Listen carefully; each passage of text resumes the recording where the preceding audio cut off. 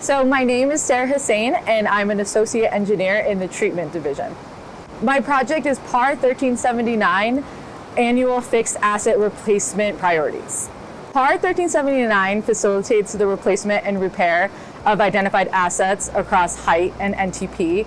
The scope of PAR 1379 is identified on a yearly basis based on the input from both NTP and height treatment facilities. So PAR 1379 is important to Metro because it serves as a mechanism to address critical needs in a rapidly changing environment.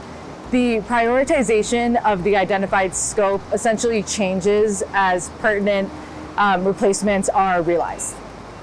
So we're at the North Headworks, and one task order as part of the scope was to replace gates in the North Bar Screen Building, the North Grit Complex, and the North Aeration Basins. These are 6 effluent gates that are part of the Bar Screen Building that were replaced recently under PAR 1379 last spring.